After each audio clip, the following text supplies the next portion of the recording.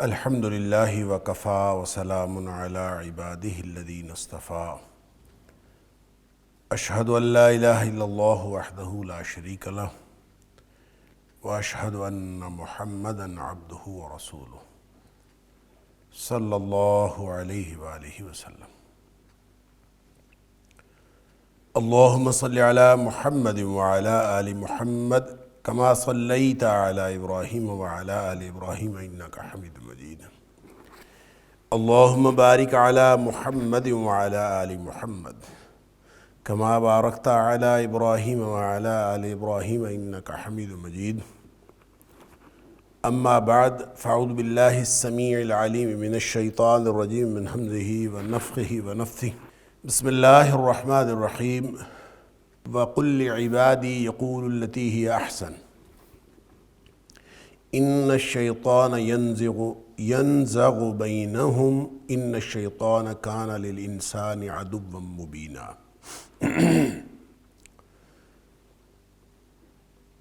اور اے حبیب صلی اللہ علیہ وسلم، آپ میرے بندوں سے فرما دیجئے کہ وہ ایسی بات کیا کریں جو بہت اچھی ہو، سب سے زیادہ بہترین بات ہو۔ بے شک جو شیطان ہے ینزغ بینہم، وہ ان کے درمیان جھگڑا ڈالتا ہے، فساد ڈالتا ہے، ان کو ابھارتا ہے۔ ان الشیطان کان للانسان عدوا مبینا، بے شک جو شیطان ہے وہ انسان کے لیے بڑا کھلا دشمن ہے۔ آیت نمبر 53 ہے اور سورہ ہے بنی اسرائیل۔ یہاں سے آج کے سبق کا آغاز اللہ کی توفیق سے ہو رہا ہے، اور جیسا کہ آپ کو معلوم ہے کہ سورہ بنی اسرائیل کا یہ مقام آیت نمبر 40 سے لے کر آیت نمبر 77 تک خصوصیت کے ساتھ، اس میں مشرکین مکہ کے اعتراضات قرآن پر، توحید پر، رسالت پر، وہ ان اعتراضات کا بھی ذکر ہے، اور پھر کہیں کہیں مشرکین کے رویے کا ذکر بھی، اور اس میں پھر خاص طور پر بنی آدم کی تکریم کا ذکر ہوا آیت نمبر 61 سے 71 تک، اور اسی طرح سے جو مختلف طرح سے مخالفت کر رہے تھے لوگ، مزاحمتی تحریک برپا کیے ہوئے تھے نبی اکرم صلی اللہ علیہ وسلم کے مقابلے میں، ان کو تنبیہ بھی کی گئی ہے۔ تو اسی سلسلے میں یہ اسی ماحول میں جب نبی اکرم صلی اللہ علیہ وسلم کو اور صحابہ کرام کو دعوت دیتے ایک عرصہ گزر گیا تھا، اور مزاحمتی تحریک جو ہے وہ اپنے عروج کو پہنچ چکی تھی، اور ہجرت سے چند ماہ یا چند سال قبل بالکل آخری جو مکی دور ہے، اس دور میں حالات اس قدر مزاحمت کے حوالے سے اور مخالفت کے حوالے سے اس طرح یہ نہج اختیار کر گئے تھے اور اس قدر خراب ہو چکے تھے کہ بعض اوقات جھگڑے کی صورت پیدا ہو جاتی، اور اس جھگڑے میں پھر ظاہر ہے کہ مسلمان جو ہیں وہ بھی ایک یعنی کہہ لیجئے کہ اس مزاحمتی تحریک کے اس ماحول میں بعض اوقات ایسے رویے کا اظہار کر دیتے جس میں کسی نہ کسی طور تشدد کا رجحان، طعن و تشنیع کی بات، کوئی تلخ ترش بات مسلمانوں کے رویے سے بھی ظاہر ہو جاتی، کیونکہ جو کفار مکہ تھے، مشرکین مکہ، انہوں نے تو نبی اکرم صلی اللہ علیہ وسلم کی شان میں ہرزہ سرائی اور اہل ایمان کو تکلیف دینے کے حوالے سے کوئی کسر نہیں چھوڑی تھی۔ تو بالعموم جو رویہ تھا مسلمانوں کا وہ تو صبر کا ہی تھا اور اپنے ہاتھ کو روک لینے کا ہی تھا، جو نبی کریم صلی اللہ علیہ وسلم کو حکم ہوا تھا۔ لیکن بعض اوقات ایسی کوئی صورتحال پیدا ہو جاتی تھی، جیسا کہ امام قرطبی علیہ الرحمہ نے اور دیگر مفسرین نے اس آیت کے شان نزول میں یہ لکھا ہے کہ حضرت عمر فاروق رضی اللہ تعالیٰ عنہ کے ساتھ کسی کافر کی تلخی ہوئی تھی، اور اس کے نتیجے میں حضرت عمر فاروق رضی اللہ تعالیٰ عنہ چونکہ جسمانی طور پر ایک توانا آدمی تھے، تو انہوں نے اس کو اس کے ساتھ جو صرف تلخی زبانی نہیں ہوئی بلکہ وہ تلخی جسمانی بھی ہو گئی، اور پھر جب آپس میں جسمانی طور پر گتھم گتھا ہوئے تو عمر فاروق رضی اللہ تعالیٰ عنہ چونکہ جسمانی طور پر مضبوط اور توانا تھے، لہٰذا انہوں نے اپنے مخالف کو پچھاڑ دیا اور اس کے اوپر ایک ایسا منظرنامہ کریٹ ہو گیا اور ایسی صورتحال بن گئی جیسے حضرت عمر فاروق رضی اللہ عنہ نے اس کے اوپر تشدد کیا ہے۔ اب ظاہر ہے پھر مخالف جو ہیں اس بات کو بھڑکاتے ہیں اور پھر وہ یہ کہتے ہیں کہ دیکھیں مسلمان اب تشدد پر اتر آئے ہیں یا ایسی باتیں کرنے لگے ہیں۔ لہٰذا اس آیت کا سب سے پہلا مفہوم جو مفسرین نے لکھا ہے وہ تو یہی ہے کہ اس طرح کے تشدد والے واقعات تاکہ نہ ہوں، اس سے بچنے کے لیے بہتر یہ ہے کہ جب بھی گفتگو کی جائے اور کفار مکہ سے انٹریکشن ہو تو ان کے ساتھ اچھے طریقے سے بات کی جائے، اور فرمایا اے حبیب صلی اللہ علیہ وسلم آپ اپنے میرے بندوں کو لعبادی، میرے بندوں کو یہ آپ میری طرف سے حکم پہنچا دیجئے، یقول التی ہی احسن، کہ وہ والی بات کیا کریں جو بہترین بات ہو۔ بہترین بات سے کیا ہوگا کہ آپس میں تلخی کی نوبت نہیں آئے گی، تلخی کی نوبت نہیں آئے گی تو پھر ظاہر ہے گتھم گتھا ہونے کی صورت پیدا ہونے کا امکان ہی ختم ہو جائے گا، اور پھر ایسے پرتشدد واقعات رونما نہیں ہوں گے۔ یعنی اندازہ کیجئے کہ کفار مکہ کے ساتھ جو بدترین دشمن تھے ان کے ساتھ گفتگو کے لیے بھی ایک بہت ہی خوبصورت اصول دیا جا رہا ہے کہ ان کے ساتھ اچھے طریقے سے بات کرنی۔ یہ بات پھر وہی ہوگی ادعو الی سبیل ربک بالحکمۃ والموعظۃ الحسنہ وجادلہم باللتی احسن، جو سورہ نحل کے اندر ہم پڑھ آئے ہیں کہ جب بھی دعوت دینی ہے تو پھر وہ تو حکمت کے ساتھ، اچھی نصیحت کے ساتھ، اور جب جھگڑے کی صورت بھی ہو جائے ایسا طریقہ کار اختیار کرنا ہے، ایسا اسلوب اختیار کرنا ہے کہ اس میں قطعاً جو ہے وہ کسی قسم کی تلخی پیدا نہ ہو۔ اس کی وجہ یہ ہے کہ ان الشیطان ینزغ بینہم، شیطان جو ہے وہ درمیان میں ایک ایسا لوگوں کو برانگیختہ کرنے کا اور بھڑکانے کا اور ابھارنے کا ایک خاص رویہ رکھتا ہے، لہٰذا جب بھی اس کو یہ موقع ملتا ہے تو وہ موقع اسی صورت میں ہوتا ہے کہ کوئی تلخی کی صورت ہوتی ہے۔ اس تلخی کی صورت میں شیطان اپنا کردار ادا کر دیتا ہے۔ جب شیطان اپنا کردار ادا کرتا ہے تو پھر اس سے معاملات خراب سے خراب تر ہوتے چلے جا رہے ہیں، کیونکہ وہ تو ہے ہی دشمن، اور ان الشیطان کان للانسان عدوا مبینا، وہ کھلا دشمن ہے، اس نے تو پھر یہ حرکت کرنی ہی ہوتی ہے۔ تو یہ سب سے پہلا مفہوم جو ہے وہ شیطان کو اس کے شر سے بچنے کے لیے اور اس کو موقع نہ دینے کے حوالے سے ہے، اور امام قرطبی علیہ الرحمہ کا فرمان یہ ہے کہ یہ آیت جو ہے عمر فاروق رضی اللہ تعالیٰ عنہ کے اس طرز عمل پر یا اس رونما ہونے والے واقعے کے بعد یہ آیت نازل ہوئی تاکہ اس طرح کی کوئی اور مزید جو ہے وہ صورتحال پیدا نہ ہو۔ ایک دوسرا مفہوم جو امام قرطبی علیہ الرحمہ نے بھی لکھا ہے، امام ابن کثیر نے بھی لکھا ہے، امام ابن جریر طبری اور دیگر مفسرین نے، وہ کہتے ہیں کہ اصل میں صحابہ کرام تنگ آ چکے تھے مشرکین مکہ کے رویے سے، اور انہوں نے نبی کریم صلی اللہ علیہ وسلم اجازت مانگی تھی کہ آپ ان سے لڑنے کی ہمیں اجازت دیں، کہ ہم ان سے دو ہاتھ کر لیں،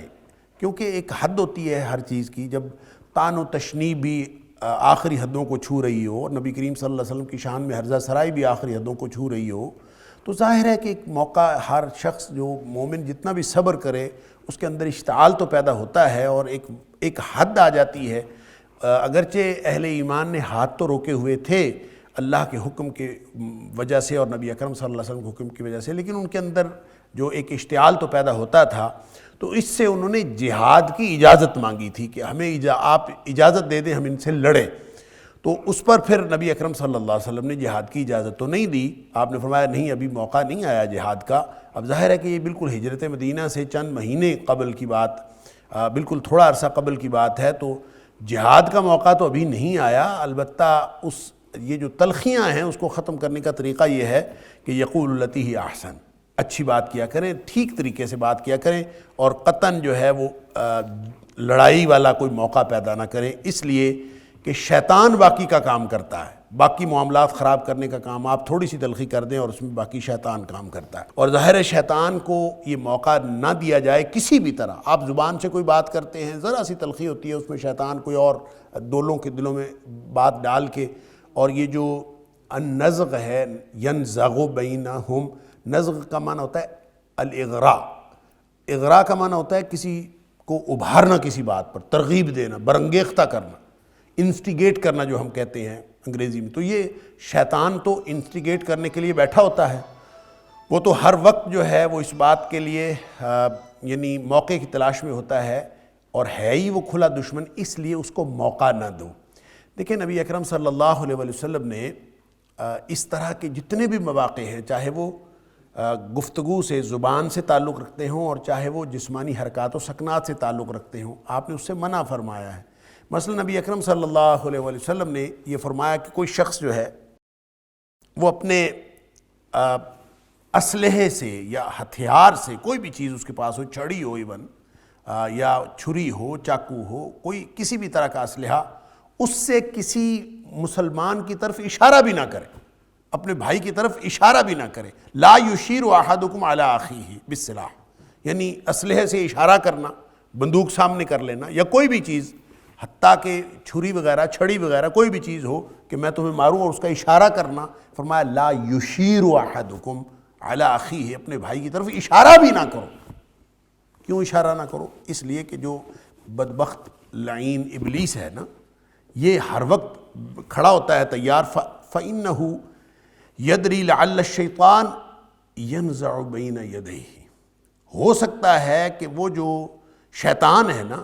وہ اس کے ہاتھ سے چلوا دے اس کو، یعنی کسی بھی وقت وہ اس سے چلوا دے اور اس کو ایسی صورتحال پیدا ہو جائے، اور فَيَقَعُ فی حفرۃ من النار، اور اس وجہ سے وہ آدمی جہنم کے گڑھے میں جا گرے، اپنے بھائی کو مار کے، اپنے بھائی کو نقصان پہنچا کے جہنمی ہو جائے۔ تو بدبخت ہر وقت اسی کام کے لیے کھڑا ہوا ہے، تو یہ دشمن ہے، اس دشمن کو موقع نہیں دینا چاہیے۔ ایک تیسرا مفہوم نبی اکرم صلی اللہ علیہ وسلم کو جو کہا جا رہا ہے، قل لعبادی وقل لعبادی، میرے بندوں کو کہہ دیجئے، یقول التی ہی احسن، وہ بات کیا کریں جو بہترین بات ہے۔ اس کا ایک مفہوم یہ بھی ہو سکتا ہے کہ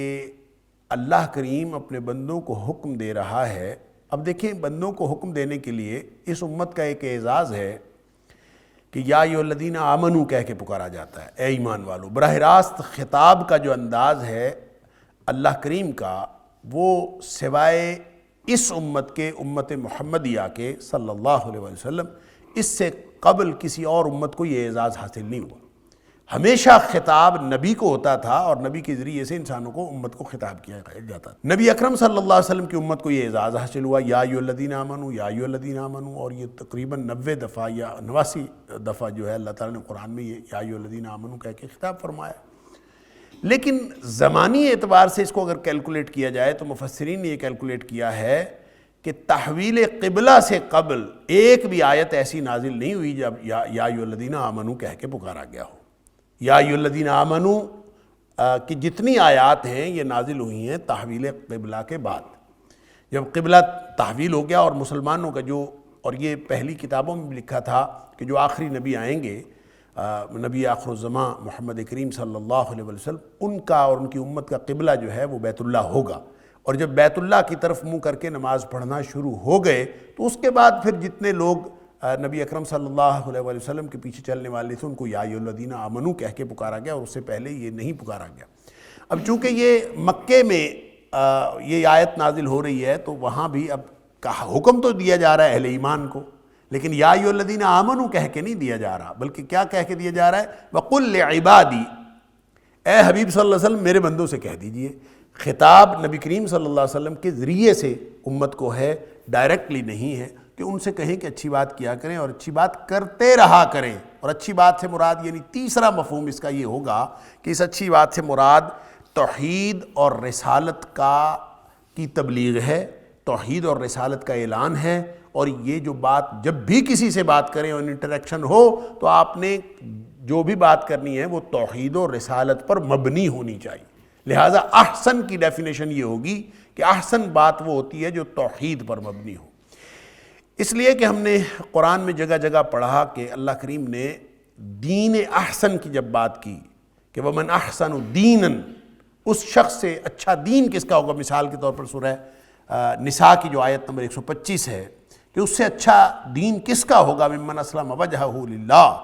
جو اپنا چہرہ، اپنے آپ، سب کچھ اپنے اللہ کے سپرد کر دے۔ سبحان اللہ۔ اور پھر ساتھ وہاں یہ بھی فرمایا کہ وَهُوَ مُؤْمِنٌ، اور وہ حالت ایمان میں ہو اور اپنا چہرہ جو ہے اللہ کی طرف یعنی کمپلیٹ سبمیشن کر دے، اور ساتھ فرمایا وَاتَّبَعَ مِلَّةَ ابراہیم حنیفہ، اور وہ ابراہیم کی ملت کی پیروی کرے جو بالکل یکرخا ایک توحید کو ماننے والا اور ایک اللہ کو ماننے والا تھا۔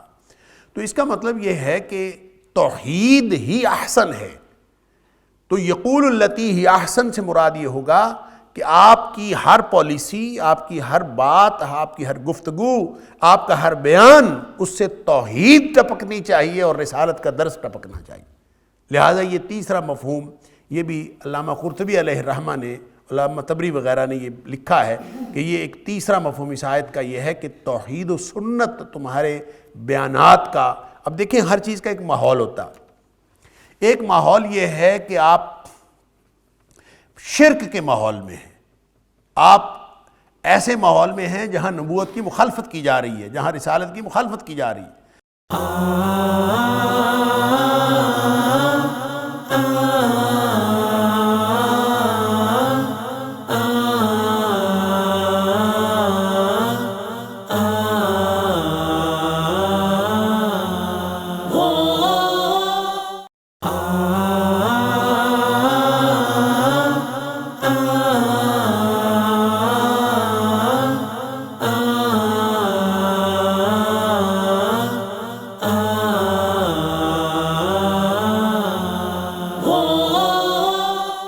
تو آپ کی گفتگوؤں کا، آپ کی مجلسوں کا بنیادی موضوع ہی یہ ہونا چاہیے کہ آپ وہاں توحید کی بات کریں اور رسالت کی بات کریں، پھر آپ کی بات کو بہترین بات کہا جائے گا۔ گویا اللہ کی طرف سے یہ ایک ماڈل دیا جا رہا ہے، لوگوں کو موضوع دیا جا رہا ہے، اپنی زندگی کا ایک منہج، طریقہ اور اسلوب دیا جا رہا ہے کہ آپ کا ہر طریقے سے توحید ٹپکنی چاہیے، رسالت پر ایمان ٹپکنا چاہیے، اور کوئی موقع ایسا نہ ہو جب آپ کی گفتگو کے اندر، آپ کے بیانات کے اندر آپ کا کوئی بھی طرز عمل یا زندگی کا کوئی کام جو توحید اور رسالت سے خالی ہو۔ یقول التی ہی احسن کا تیسرا مفہوم پھر یہ ہوگا۔ اللہ اکبر۔ اور پھر چوتھا مفہوم وہی ہے کہ آپ جب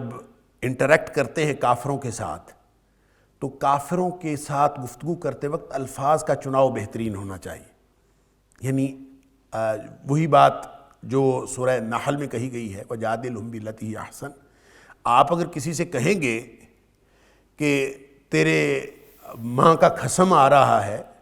یا کوئی ایسا الفاظ استعمال کریں گے تو وہ آدمی تو فوراً فلیئر اپ ہو جائے گا،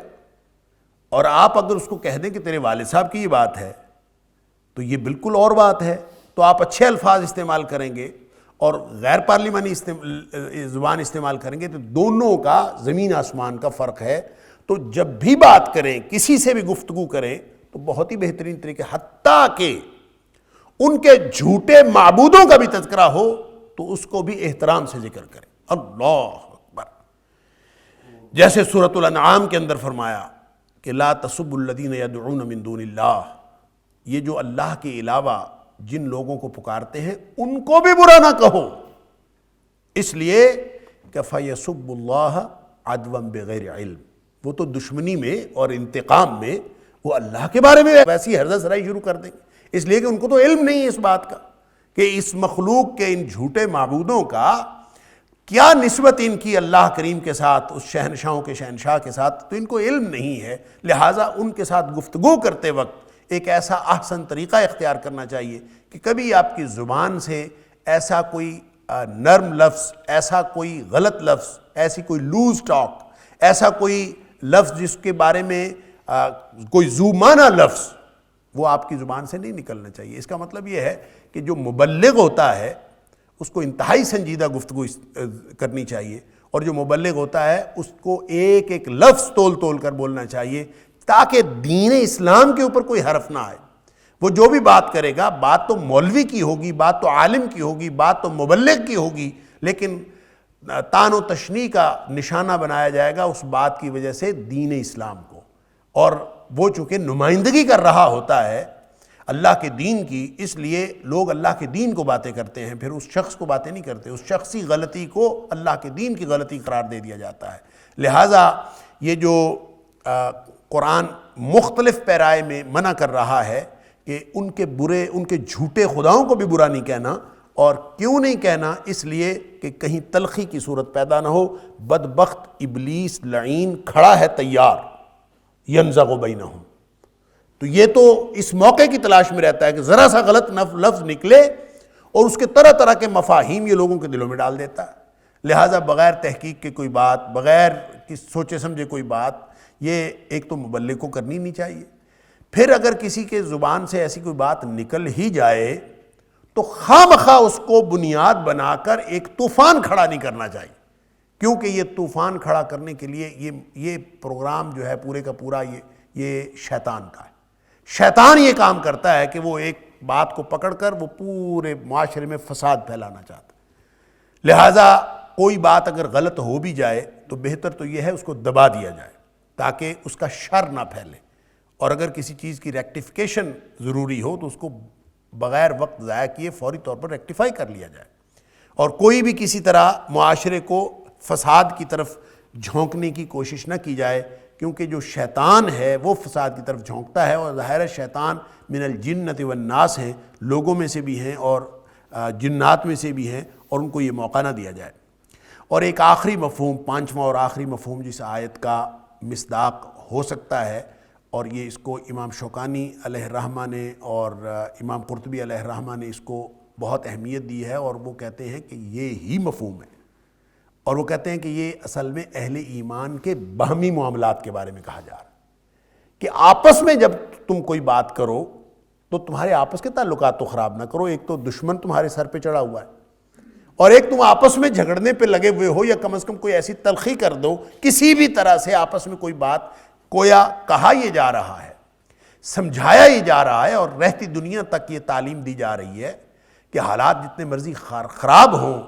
آپ باہمی طور پر تو خوش رہ سکتے ہیں نا۔ یعنی اس کو آپ انتہائی انٹیمیٹ جو باہمی ریلیشن شپ ہوتا ہے وہاں سے لے کر، یعنی دو افراد کا باہمی ریلیشن شپ سے لے کر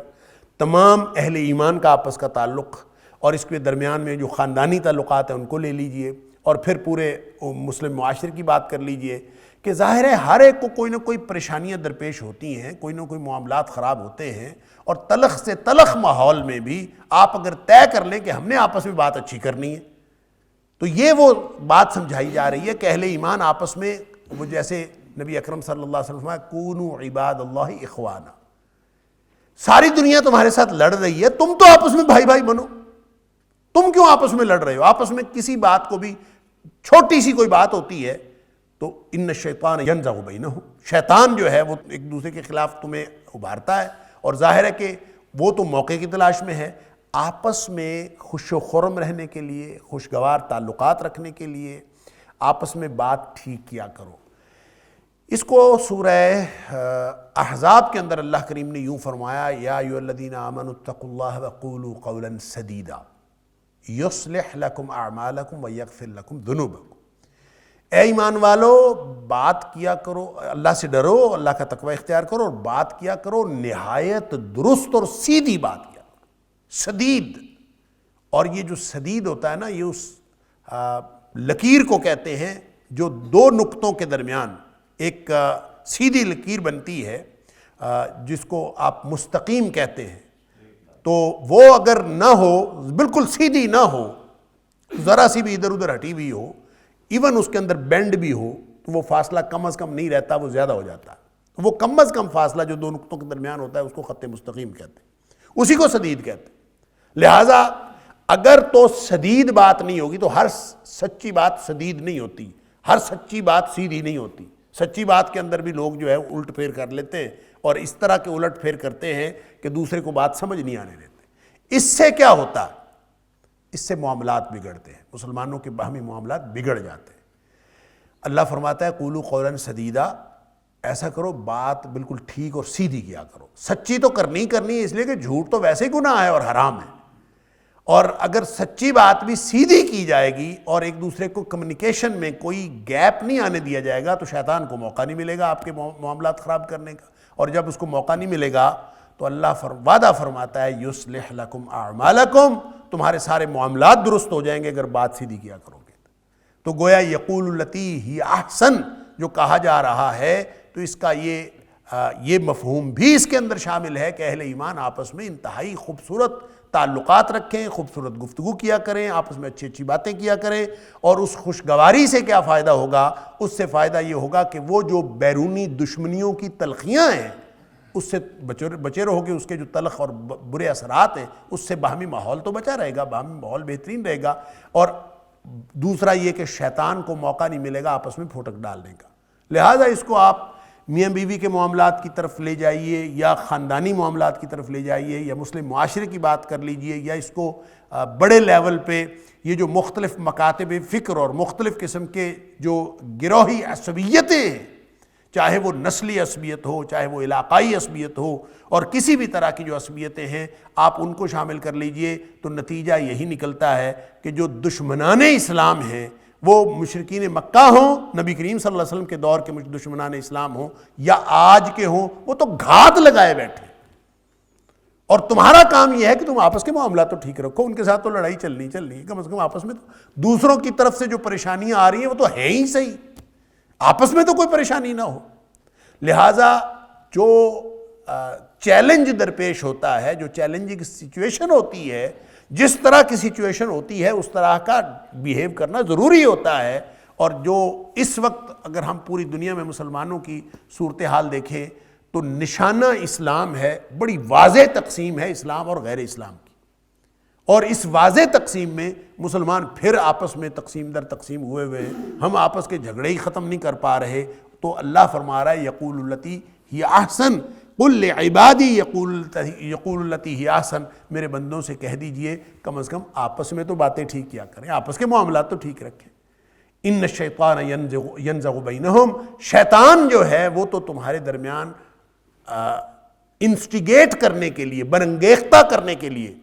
اور ایک دوسرے کے خلاف ابھارنے کے لیے وہ تو ہر وقت بیٹھا ہے۔ ان الشیطان کان للانسان عدوا مبینا، وہ تو انسان کا ہے ہی دشمن، اور ابتدائی آفرینش اس نے دعویٰ کر دیا تھا کہ میں تو دشمن ہوں اور میں تو دشمنی کروں گا، لہٰذا وہ تو دشمنی کر رہا ہے، اور اس دشمن کی دشمنی سے بچنے کا بہترین طریقہ یہ ہے کہ آپس کے تعلقات بہتر سے بہتر کرو، آپس میں گفتگو بہترین کرو، آپس کے تعلقات بھی بہترین رکھو، آپس میں انٹریکشن بہترین رکھو، اور جب کبھی کفار کے ساتھ بات ہو تو ان کے ساتھ بھی ٹھیک بات کرو اور اچھے طریقے سے بات کرو۔ یہ گویا پانچوں کے پانچوں مفہوم جو اس آیت سے برآمد ہو رہے ہیں اور اس سے اخذ کیے جا سکتے ہیں، تو یہ پانچوں کے پانچوں مفہوم بیک وقت درست ہو سکتے ہیں، اور یہ قرآن کی آیات کے اندر جتنی جامعیت ہے، ہو سکتا ہے کہ کل کلاں اس سے اور مفاہیم بھی برآمد ہوں جو ہمارے طرز زندگی کے ساتھ تعلق رکھتے ہوں، اور وہ ہمارے لیے کوئی انفرادی اور اجتماعی رہنمائی سے تعلق رکھتے ہوں، اس لیے کہ قرآن کے عجائبات تو کبھی ختم نہیں ہوتے۔ لا تنقضی عجائبہ ولا یخلق عن کثرت الرد، نبی اکرم صلی اللہ علیہ وسلم فرماتے ہیں یہ معجزہ ہے، یہ قرآن ایک معجزہ ہے، اور اس کے عجائبات کبھی ختم نہیں ہوتے، اور نہ ہی یہ پڑھ پڑھ کے پرانا ہوتا ہے، بلکہ نئی نئی چیزیں جو ہیں وہ سمجھ آتی رہتی ہیں۔ اللہ تعالیٰ اس پر عمل کرنے کی توفیق عطا فرمائے۔ ربکم اعلم بکم، تمہارا رب جو ہے وہ تمہارے حالات سے زیادہ واقف ہے۔ انسان خود اتنا واقف نہیں ہوتا اپنے حالات سے جتنا اللہ واقف ہے، سبحان اللہ۔ ربکم اعلم بکم، اللہ تمہارے بارے میں زیادہ جانتا ہے، سبحان۔ وہ سورہ ملک میں فرمایا الا یعلم، وہ کیوں نہ جانے، من خلق، جس نے پیدا کیا ہے، پیدا کرنے والا ہی جانتا ہے، اور صرف پیدا ہی نہیں کیا، وہو اللطیف الخبیر، ہے ہی بڑا باریک بین بھی ہے، ہر چیز کی خبر رکھنے والا بھی ہے، تو اس کو نہیں پتا، وہی جانتا ہے، جو ہماری شاہ رگ سے بھی زیادہ قریب ہے، وہ ہر چیز ہمارے بارے میں جانتا ہے۔ الا یعلم من خلق وہو اللطیف الخبیر، اور یہاں فرمایا کہ ربکم اعلم بکم، تمہارے حالات سے بخوبی واقف ہے اللہ۔ ان یشاء یرحمکم او ان یشاء یعذبکم، چاہے تو وہ تمہارے اوپر رحم کرے اور چاہے تو وہ تمہیں عذاب دے۔ اللہ اکبر۔ اب یہ کم سے مراد کون ہے، کن کو خطاب کیا جا رہا ہے کہ تمہارا رب تمہارے حالات سے بخوبی واقف ہے، چاہے تو تمہیں عذاب دے اور چاہے تو تمہارے اوپر رحم کرے۔ اس سے مراد کون ہے؟ تین مفاہیم اس کے ہو سکتے ہیں۔ ایک تو اس سے مراد عمومی طور پر ساری انسانیت ہو سکتی ہے، مسلمان بھی غیر مسلم بھی، سب، کیونکہ قرآن سب کی طرف نازل ہوا ہے۔ ایک اس سے مراد چونکہ اس خاص تناظر میں اس سے مراد مشرکین مکہ ہو سکتے ہیں کہ تمہارے بارے میں اللہ کو خوب علم ہے کہ تم کیا رویہ اختیار کیے ہوئے ہو نبی کریم صلی اللہ علیہ وسلم کے خلاف، لہٰذا اللہ چاہے تو تمہارے اوپر رحم کر دے۔ تو اس صورت میں کافروں کے اگر کافر مخاطب ہیں تو اس صورت میں رحم کرنے کا مطلب یہ ہوگا کہ اللہ چاہے تو تمہیں اسلام کی توفیق عطا فرما دے۔ ان یشاء یرحمکم، اگر وہ چاہے تو تمہارے اوپر رحمت کر دے، اور رحمت کا پھر معنی ہوگا کہ اللہ تعالیٰ تمہیں اسلام قبول کرنے کی اور ایمان کی دولت نصیب ہونے کی توفیق عطا فرما دے۔ او ان یشاء یعذبکم، یا تو پھر تمہارے اوپر عذاب نازل کر دے، وہ دنیاوی عذاب بھی ہو سکتا ہے، اخروی عذاب بھی ہو سکتا ہے۔ تو تیسرا مفہوم یہ ہے کہ اس سے مراد، اس سے خطاب جو ہے وہ اہل ایمان کو، یہ بھی ہو سکتا ہے۔ اگر اہل ایمان کو ہو تو پھر ربکم اعلم بکم، اللہ تمہارے حالات سے بخوبی واقف ہے۔ یہاں پھر رحمت کی بات ہوگی، ان یشاء یرحمکم او ان یشاء یعذبکم،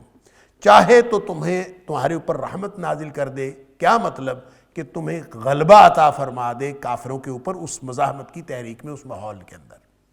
اور چاہے تو تمہیں عذاب میں مبتلا کر دے۔ تو اس عذاب سے مراد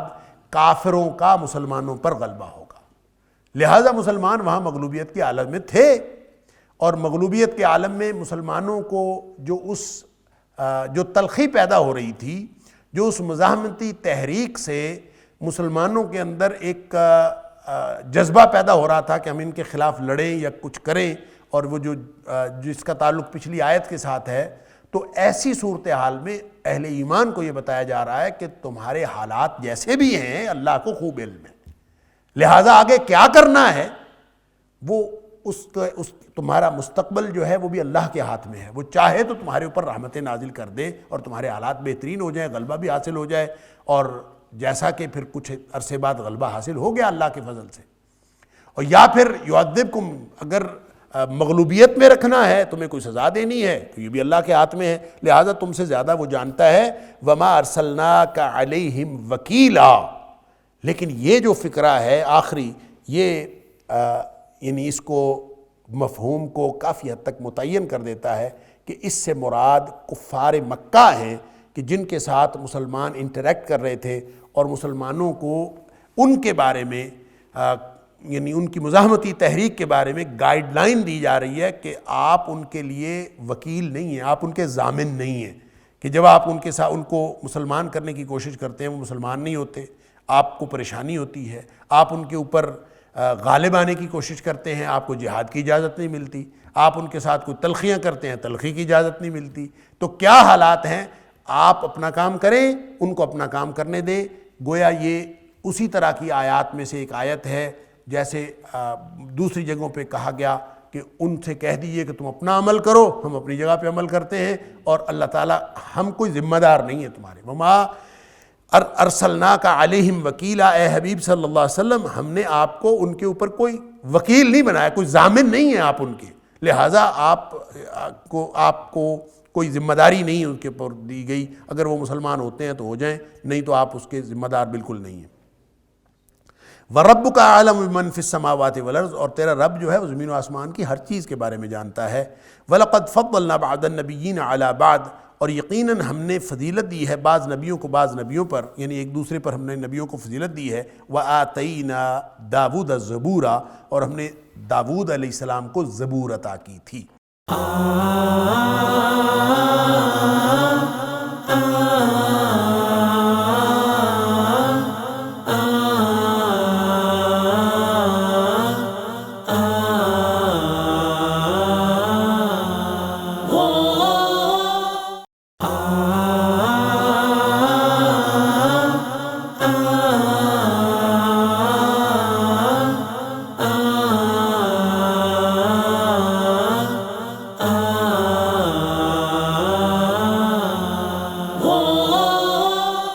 یہ والی جو آیت ہے اس کے بارے میں پھر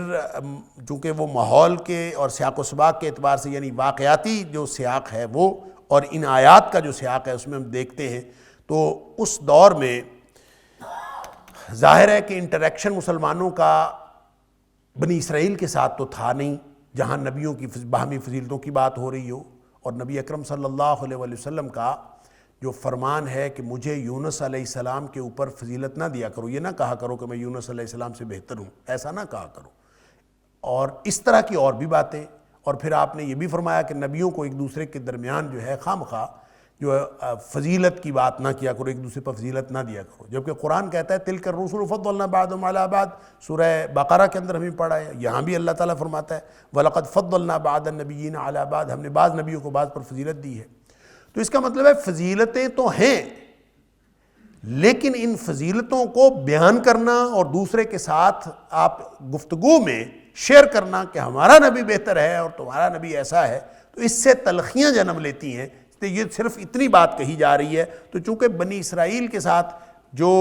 ایک انڈائریکٹ تعلق جو ہے، انڈائریکٹ مکالمہ تو شروع ہو چکا تھا، جو یہود مدینہ تھے ان کے ساتھ مکہ کے کافروں نے رابطہ کر لیا ہوا تھا. یہ وہاں سے سوالات لے کے آتے تھے، اور پھر کچھ عرصے بعد مسلمانوں کا ڈائریکٹ بھی ان کے ساتھ رابطہ ہونے والا تھا جب ہجرت کے صورت میں. اور یہ گویا اس ماحول میں ایک تو یہ مفہوم ہے کہ نبیوں پر فضیلت نہیں ہے، یہ اس کا یعنی یہ ایک بالکل سادہ سا مفہوم ہے، اسی طرح کا جس طرح کا تلک الرسل فضلنا بعضهم علی بعض. فضیلتیں تو ہیں، ہم نے بعض نبیوں کو بعض پر فضیلت دی ہے، اور نبی اکرم صلی اللہ علیہ وسلم خیر البشر بھی ہیں، افضل الانبیاء بھی ہیں. آپ کو اللہ نے سارے نبیوں پر فضیلت دی ہے. یہ ایک بات تو باقی نبیوں کے ساتھ فضیلت کے حوالے سے. دوسرا، یہاں پہ اگر سیاق و سباق کے حوالے سے دیکھتے ہیں تو یہ بڑا واضح مفہوم ہے کہ اس کا تعلق مشرکین مکہ کے ساتھ ہے. مشرکین مکہ نبی اکرم صلی اللہ علیہ وسلم کی اس فضیلت پر بھی کڑتے تھے کہ ان کو نبوت کیوں ملی ہے. اور جیسا کہ دوسری جگہوں پہ آیا ہے کہ اگر نبوت دینی ہی تھی تو اگر قرآن نازل کرنا ہی تھا تو کسی سردار پر نازل کر دیتے. یعنی ان دو بستیوں کو علی رجل من القریتین عظیم، یعنی یہ دو بستیاں جو ہیں ان کے کسی بڑے آدمی پر، دو بستیوں سے مراد یہ جڑواں بستیاں تھیں طائف اور مکہ. تو طائف کے کسی سردار کے اوپر قرآن نازل ہو جاتا، اور یا پھر مکے کے کسی سردار کے اوپر نازل ہو جاتا. مکے میں جو سیانہ سردار جو سمجھا جاتا تھا وہ تو ولید تھا یا پھر ابو جہل تھا، جس کو ابو الحکم کہا کرتے تھے. تو ان کا خیال یہ تھا کہ لولا نزل هذا القرآن على رجل من القریتین عظیم، یہ دو بستیوں میں سے کسی بستی کے سردار کے اوپر نازل ہو جاتا. اللہ اکبر. تو یہ ان کا ایک اعتراض تھا. اور کیوں اعتراض تھا کہ خواہ مخواہ ایک در یتیم کو یہ فضیلت اور فوقیت کیوں دی گئی ہے؟ اس کا جواب ہے کہ یہ ہم دیتے ہیں فضیلت. پھر اس فضیلت کا مطلب یہی نہیں، ایک تو منتخب کیا نبوت کے لیے، پھر نبوت بھی ایسی عطا کی کہ اس کو افضل الانبیاء بنا دیا، اور پھر یہ بھی ساتھ کہہ دیا کہ اس کے تشریف لانے پر گزشتہ ساری شریعتیں منسوخ ہو گئی ہیں. جب ساری شریعتیں منسوخ ہو گئیں تو اس سے بڑی فضیلت بھی کوئی ہوگی. یہ تھا ان کا اعتراض. اور یہ اعتراض مشرکین مکہ کا اپنی جگہ پر تھا، اور بالواسطہ بنی اسرائیل کا اعتراض اپنی جگہ پہ تھا. تو اس کا جواب دیا جا رہا ہے کہ وَلَقَدْ فَضَّلْنَا بَعْضَ النَّبِيِّينَ عَلَى بَعْضٍ، یہ ہم فضیلتیں طے کرتے ہیں، تم یہ طے نہیں کرتے. اور جہاں یہ ذکر ہوا تھا سورہ زخرف کے اندر کہ کسی یہ سردار کے اوپر کیوں نازل نہیں ہوا، تو وہاں بھی اللہ تعالیٰ نے یہی جواب دیا تھا کہ جو اللہ کی رحمت ہے وہ تقسیم کرنے کا ٹھیکہ انہوں نے لیا ہوا ہے. اللہ نے کس پر نازل کرنا ہے، کس کو چننا ہے، یہ ذالک فضل اللہ یؤتیہ من یشاء من عبادہ، یہ اللہ کا فضل ہے. اللہ تعالیٰ جس کو چنتا ہے، جس کو چاہتا ہے وہ عطا فرماتا ہے. سبحان اللہ. لہٰذا یہ بھی گویا ان کے اعتراضات جو میں نے عرض کیا کہ آیت نمبر 40 سے آیت نمبر 77 تک کے درمیان میں کہیں ڈائریکٹلی ان کے اعتراضات کا ذکر کیا ہے، کہیں اعتراضات کا ذکر کیے بغیر اس کا جواب دیا گیا ہے. تو انہی میں سے ایک بات ہے وَآتَيْنَا دَاوُودَ زَبُورًا. یہاں پہ کسی اور کتاب کا ذکر نہیں کیا، صرف داود علیہ السلام کے اوپر نازل ہونے والی زبور کا ذکر کیا ہے. اور اس کا مطلب یہ ہوگا کہ صرف قرآن کوئی انوکھا نازل نہیں ہوا، اس سے پہلے زبور بھی نازل ہو چکی ہے. صرف زبور کا ذکر کیوں کیا، صرف داود علیہ السلام کا ذکر کیوں کیا، باقی نبیوں کا ذکر کیوں نہیں کیا؟ اس کی کئی وجوہات، کئی اسباب مفسرین کرام نے بتانے کی کوشش کی ہے۔ مثلاً ایک تو یہ کہ داؤد علیہ السلام اور نبی اکرم صلی اللہ علیہ وسلم کے درمیان قدر مشترک جہاد ہے کہ انہوں نے بھی جہاد کیا، نبی کریم صلی اللہ علیہ وسلم جہاد کریں گے، اس لیے ان کا ذکر کیا۔ ایک یہ بھی قدر مشترک کہ زبور کے اندر نبی کریم صلی اللہ علیہ وسلم کی تشریف آوری کا جو اولین جو ذکر ہے، آپ کی تشریف آوری کا جو اولین شواہد ہیں وہ زبور سے ملتے ہیں، اس لیے زبور کا ذکر کیا کہ داؤد علیہ السلام کو جو زبور ملی تھی اس میں ہی نبی کریم صلی اللہ علیہ وسلم کی تشریف آوری کا ذکر ہو گیا تھا، لہٰذا یہ فضیلتیں ہم عطا کرتے ہیں۔ اور اس کا ایک وجہ یہ بھی ہے کہ نازل ہونے والی ساری کتابوں میں جو اولین تھی وہ زبور تھی، جو معلوم کتابیں ہیں صحائف کے علاوہ، تو شاید اس لیے بھی زبور کا ذکر کیا۔ بہرحال یہ مختلف اسباب میں سے کوئی سبب ہو سکتا ہے، لیکن ان میں سے کوئی بھی سبب نہ ہو، ذکر اللہ کریم نے داؤد علیہ السلام اور ان پر نازل ہونے والی زبور کا کیا ہے، اور گویا بتانا یہ مقصود ہے کہ وہی ذات جس نے داؤد علیہ السلام پر زبور نازل کی، اسی ذات نے نبی اکرم صلی اللہ علیہ وسلم پر قرآن نازل کیا۔ قُلِ ادْعُوا الَّذِينَ زَعَمْتُم مِّن دُونِهِ فَلَا يَمْلِكُونَ كَشْفَ الضُّرِّ عَنكُمْ وَلَا تَحْوِيلًا۔ اے حبیب صلی اللہ علیہ وسلم، آپ ان کو فرما دیجئے، ادعوا الذین زعمتم من دونہ، ان لوگوں کو پکارو جن کے بارے میں تمہارا گمان ہے، اللہ کے علاوہ جن کے بارے میں تم گمان رکھتے ہو کہ وہ تمہاری مدد کر سکتے ہیں، تمہارے الہ ہو سکتے ہیں، جو تم سمجھتے ہو تمہاری بگڑی بنا سکتے ہیں، ان کو ذرا پکارو نا۔ فلا یملکون کشف الضر، وہ قطعاً تمہاری تکلیف دور نہیں کر سکتے۔ کشف الضر عنکم، تم سے وہ تکلیف دور نہیں کر سکتے، وہ اختیار ہی نہیں رکھتے۔ فلا یملکون، ان کے پاس کوئی اختیار نہیں ہے کشف الضر عنکم، تم سے تکلیف دور کرنے کا، ولا تحویلا، نہ ہی اس کو ہٹانے کا، یعنی اس کو وہ کسی طور بھی تم سے تکلیف نہ دور کر سکتے ہیں اور نہ اس کو ہٹا سکتے ہیں، اس کو بدل ہی سکتے ہیں کہ کسی اچھے حالات سے اس کو بدل دیں۔ اس سے کیا مراد ہے؟ یہ آیت کیا کہہ رہی ہے؟ اس کے ایک تو پس منظر میں دیکھ لیجئے، مفسرین نے لکھا ہے، علامہ ابن کثیر نے بھی اور علامہ قرطبی وغیرہ نے بھی، کہ یہ آیت اصل میں اس وقت نازل ہوئی جب قحط سالی میں مبتلا تھے اہل مکہ، اور اس قحط سالی میں جس مصیبت میں وہ پھنسے ہوئے تھے، تو ان کو کہا گیا کہ اب تم پکارو نا ذرا اپنے مددگاروں کو جن کے بارے میں تمہارا گمان ہے کہ وہ تمہیں تمہاری مصیبتیں دور کر سکتے ہیں، تو اب ذرا ان کو پکارو، ان کو کہو کہ تمہاری مصیبتیں دور کریں۔ اللہ اکبر! اور پھر ساتھ ہی فرما دیا کہ وہ تمہاری مصیبت دور کرنے کا اختیار ہی نہیں رکھتے۔ فلا یملکون کشف الضر عنکم ولا تحویلا، نہ وہ دور کر سکتے ہیں نہ ہی اس کو بدل سکتے ہیں، اس میں موڈیفیکیشن بھی نہیں کر سکتے، کوئی تھوڑی بہت تبدیلی کر لیں، تخفیف ترمیم کرنے کا بھی اختیار نہیں رکھتے، ان کے پاس تو کوئی اختیار نہیں۔ یہ کون ہے؟ بت ہے۔ اگر یہ پتھر کے مجسمے ہوں تو ان کے بارے میں تو یہ نہیں ہو سکتا نا کہ وہ یہ کریں گے۔ پتھر کے مجسمے، اب آگے اور ذکر اللہ تعالیٰ آگے فرما رہا ہے،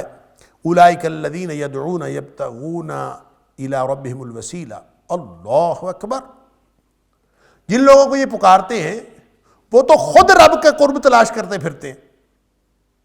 یعنی ان کو تو خود رب کے قرب کی تلاش ہے، یہ ان کے پیچھے پھرتے ہیں، ان کے پاس تو کوئی اختیار ہی کوئی نہیں ہے۔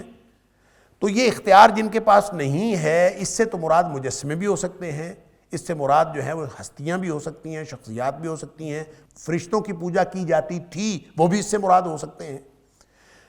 یا پھر عزیر علیہ السلام اور حضرت عیسیٰ علیہ السلام ان کو الہ سمجھ کے ان کی بھی پوجا کی گئی، اور اللہ تعالیٰ نے سورہ مائدہ کے اندر بھی فرمایا ہے کہ یہ عیسیٰ علیہ السلام کی پوجا کرتے ہیں من دون اللہ، اللہ کو چھوڑ کر، اللہ کے علاوہ۔ تو گویا کسی بھی ہستی کی جب پوجا کرتے ہیں، ان کے بارے میں گمان رکھتے ہیں کہ وہ ہمارے الہ ہیں، تو ذرا ان کو پکار کے دیکھیں وہ تمہاری مصیبت دور کرتے ہیں کہ نہیں کرتے۔ یا پھر ان کو مجسموں کے حوالے سے بھی بات کریں گے نا، تو مجسموں کی جو تاریخ ہے، جو بتوں کی تاریخ ہے پورے عرب کے اندر، وہ تاریخ بھی یہی ہے کہ ہر مجسمے کے پیچھے کسی نہ کسی شخصیت کا تصور موجود تھا۔ ایسے نہیں ہوا کہ خام خواہ بت بن گئے، بت بھی نیک شخصیتوں کے نام پر بنے تھے۔ اور ابتدا جو بت پرستی کی ہوئی تھی اس کے بارے میں علامہ ابن کثیر علیہ رحمہ نے لکھا ہے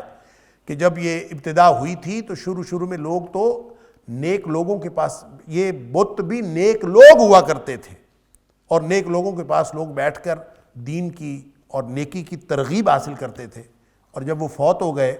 تو انہوں نے سوچا کہ اب ہمیں نیکی کی ترغیب کہاں سے ملے گی، ہم ان کی صحبت میں تو صحبت سے محروم ہو گئے، اب وہ نیکی کی ترغیب کیسے ملے گی؟ تو انہوں نے اپنے شوق عبادت کو بڑھانے کے لیے ان کی تصویریں بنا لی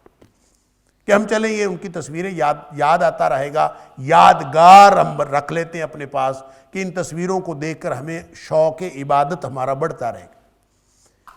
اور پھر بعد میں جب نسل در نسل یہ تصویریں یا بت یا مجسمے پڑے رہے تو بعد کی نسلوں کو یہ بھول ہی گیا کہ یہ کس مقصد سے ہمارے آباء و اجداد نے بنائے تھے۔ لوگوں نے سمجھا کہ یہ پوجا کرنے کے لیے بنائے، لہٰذا آہستہ آہستہ ان کی پوجا ہونے لگی۔ تو بنیادی طور پر ان کے پیچھے شخصیات کا تصور تھا۔ تو تم جن کے بارے میں بھی گمان رکھتے ہو، چاہے وہ فرشتوں کی پوجا کرتے ہو اللہ کی بیٹیاں قرار دے کے، چاہے عزیر علیہ السلام اور عیسیٰ علیہ السلام کو اللہ کا بیٹا قرار دے کے ان کی پوجا کرتے ہو، اور چاہے تمہارا مختلف نیک ہستیوں کا جو تصور ہے کہ ان کی تصویریں اور ان کے جو مجسمے ہیں یہ تمہیں ان سے جو ہے وہ تمہاری بگڑی بنا سکتے ہیں، تمہارے معاملات حل کر سکتے ہیں، تو پھر ان کو پکارو، اب قحط پڑا ہے تو ان سے کہو کہ ہٹا دیں۔ اور ساتھ فرما دیے فلا یملکون کشف الضر عنکم ولا تحویلا، کسی کے پاس کوئی اختیار نہیں۔ جب کسی کے پاس اختیار نہیں تو خدا کی نوعیت کے خلاف ہے کہ وہ بے اختیار ہو۔ خدا ہوتا ہی وہ ہے جو با اختیار ہوتا ہے، جو بے اختیار ہوتا ہے وہ خدا نہیں ہوتا۔ لہٰذا یہ بڑے شاندار پیرائے میں ان کو کہا کہ ان کو پکار کے دیکھو۔ اب البتہ جن کو تم پکارتے ہو وہ تو خود اولئک الذین، یہ تو خود وہ ہیں، یدعون جن کو تم پکارتے ہو یا یہ لوگ پکارتے ہیں، یبتغون الی ربہم الوسیلہ، یہ تو خود تلاش میں ہیں کہ وہ اپنے رب کا قرب تلاش کریں۔ وسیلہ کا معنی قرب، یہ سورۃ المائدہ کے اندر بہت تفصیل سے گفتگو ہو چکی، سورۃ المائدہ کی آیت نمبر 35 ہے غالباً، تو اس میں وابتغوا الیہ الوسیلہ، وہاں پہ حکم ہے کہ اللہ کی طرف وسیلہ تلاش کرو۔ ہم نے اس کو وسیلہ اردو اور پنجابی والا وسیلہ سمجھا ہے۔ وسیلہ کا مطلب ہے قرب، وہ باتیں جو اللہ کے قریب کر دیتی ہیں، ہر وہ بات جو اللہ کے قریب کر دیتی ہے۔ تو اس سے مراد اعمال صالحہ ہے، وہ اعمال کرو جو اللہ کے قریب کر دیتے ہیں۔ تو جو نیک لوگ، نیک ہستیاں جو کچھ بھی کرتے ہیں، اس سے مراد فرشتے ہوں، اس سے مراد نبی ہوں، اس سے مراد عیسیٰ علیہ السلام ہوں، اس سے مراد حضرت عزیر علیہ السلام ہوں، اس سے مراد وہ تاریخ کی نیک ہستیاں ہوں جن کے نام پر بت بنائے گئے۔ وہ کیا کرتے تھے؟ نیک عمل کرتے تھے۔ کس لیے کرتے تھے؟ اس لیے کرتے تھے کہ ان کو اللہ کا قرب مل جائے۔ تو وہ تو خود اللہ کے قرب کے متلاشی ہیں۔ اور فرشتے بھی کیا کرتے ہیں؟ اگر فرشتے، اس سے مراد ظاہر ہے فرشتوں کی بھی اللہ کی بیٹیاں سمجھ کے اس کو پوجا کرتے تھے، بار بار اللہ نے قرآن میں بتایا۔ تو جو فرشتے ہیں وہ کیا کرتے ہیں؟ وہ اللہ کی تسبیح و تقدیس کرتے ہیں۔ اور فرشتوں میں بھی درجے ہیں، جو ملائے اعلیٰ ہیں، اوپر کے درجے والے فرشتے، پھر ملائے اسفل ہیں، یعنی ہر طرح کے درجہ بدرجہ اللہ تعالیٰ نے فرشتوں کے بھی درجے بنائے ہیں۔ تو جو فرشتے ہیں وہ بھی اعلیٰ مقام حاصل کرنے کے لیے یبتغون الی ربہم الوسیلہ، وہ بھی اس بات کی تلاش میں رہتے ہیں کہ ان کو اللہ کا قرب مل جائے۔ اب فرشتے جو ہیں، اگر اس سے مراد اسپیسیفکلی آپ الگ الگ کر کے دیکھ لیں کہ اس سے مراد کیا ہو سکتا ہے، اگر اس سے مراد فرشتے ہی ہوں، فرشتوں کو بھی پوجا جاتا تھا نا، تو قل ادعوا الذین زعمتم، جن کے بارے میں تم گمان رکھتے ہو کہ وہ الہ ہیں، ان کو پکارو، پکار کے دیکھو، تمہاری یہ مصیبت دور کر سکتے ہیں۔ وہ تو خود اللہ کے قرب کی تلاش میں ہیں۔ تو فرشتے جب اللہ کے قرب کی تلاش میں ہوتے ہیں تو وہ کیا کرتے ہیں؟ کیا قرب حاصل کرتے ہیں؟ وہ اللہ کی تسبیح و تقدیس کرتے ہیں۔ وہ کوئی ہستیاں نہیں ڈھونڈ رہے ہوتے کہ جو ہمیں اللہ کے قریب کر دیں، وہ ایسے اعمال کر رہے ہوتے ہیں جو اللہ کے قریب کر دینے والے ہیں۔ لہٰذا اس ساری تفصیلی بحث کو آپ اس مقام پر واپس تازہ کر لیجئے جو سورۃ المائدہ کے اندر ہماری گفتگو ہوئی تھی، اور اس میں ہر وہ چیز جو اللہ کے قریب کر دیتی ہے وہ قربت، وسیلہ سے مراد قربت ہے۔ لہٰذا وہ تو خود قربت کے متلاشی ہیں کہ اللہ کی قربت ان کو کسی نہ کسی طور مل جائے۔ وہ ان کو تو اپنی پڑی ہوئی ہے، ہر ایک کو ان کو اپنی اپنی پڑی ہوئی ہے۔ وہ تمہاری کیا بگاڑیں گے یا سنواریں گے؟ وہ تمہارے ساتھ کیسے فائدہ کر سکتے ہیں؟ ہر شخص تو اپنے اللہ کے قرب کے چکر میں ہے۔ ایہم اقرب، اب یہ تو اور زیادہ واضح ہو گیا۔ وہ یبتغون الی ربہم الوسیلہ، وہ رب کے طرف وسیلہ تلاش کرتے ہیں، کیا؟ ایہم اقرب، ان میں سے کون زیادہ قریب ہے۔ گویا واضح ہو گیا کہ وسیلہ سے مراد قربت ہی ہے۔ ایہم اقرب، کون زیادہ قریب ہے۔ وَيَرْجُونَ رَحْمَتَهُ، اور وہ اللہ کی رحمت کی امید بھی رکھتے ہیں، خود رحمت کے امیدوار ہیں وہ کہ اللہ تعالیٰ ان کے اوپر رحمت کرے۔ وَيَخَافُونَ عَذَابَهُ، اور وہ اللہ کے عذابوں کا خوف بھی کھاتے ہیں، اللہ کے عذابوں سے بھی ڈرتے ہیں۔ ہر نیک آدمی، ہر نبی اللہ سے ڈرتا رہا، اللہ کے عذابوں سے ڈرتا رہا۔ نبی اکرم صلی اللہ علیہ وسلم جو افضل الانبیاء ہیں،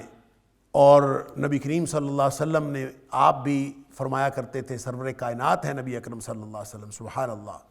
آپ فرمایا کرتے تھے صحابہ کرام کو بہت فکر مندی کے ساتھ، لا ادری ما یفعل بی ولا بکم، اللہ اکبر، مجھے کچھ نہیں پتا کہ کل کلام میرے ساتھ کیا ہونے والا ہے اور تمہارے ساتھ کیا ہونے والا ہے۔ اللہ، جب نبی کریم صلی اللہ علیہ وسلم بھی اس قدر ڈرتے ہیں تو اللہ کی ساری مخلوق ایسی ہے، جتنے زیادہ نیک لوگ ہیں، جتنے زیادہ انبیاء صلحاء ہیں، وہ اتنے زیادہ اللہ سے ڈرنے والے ہیں اور اللہ کی رحمت کی امید رکھنے والے ہیں، چاہے وہ مخلوق نورانی مخلوق ہو، فرشتے ہوں، اور چاہے وہ خاکی مخلوق ہو، سارے کے سارے اللہ سے ڈرنے والے اور اللہ کی رحمت کی امید رکھنے والے۔ ان عذاب ربک کان محذورا، تیرے رب کا عذاب ہے ہی ایسی چیز کہ اس سے ڈرنا چاہیے، وہ لائق خوف ہے، وہ اس لائق ہے کہ اس سے ڈرا جائے۔ وَإِن مِّن قَرْيَةٍ إِلَّا نَحْنُ مُهْلِكُوهَا قَبْلَ يَوْمِ الْقِيَامَةِ أَوْ مُعَذِّبُوهَا عَذَابًا شَدِيدًا۔ اب یہ ان کو تنبیہ بھی کی جا رہی ہے، ساتھ ان کے جو اعتراضات ہیں وہ بھی دور کیے جا رہے ہیں۔ فرمایا کہ جتنی بھی بستیاں ہیں، وَإِن مِّن قَرْيَةٍ، کوئی بھی بستی ایسی نہیں ہے، إِلَّا مگر نَحْنُ مُهْلِكُوهَا، ہم اس کو ہلاک کر دینے والے ہیں، یعنی ہر بستی تباہ و برباد ہو جانے والی ہے۔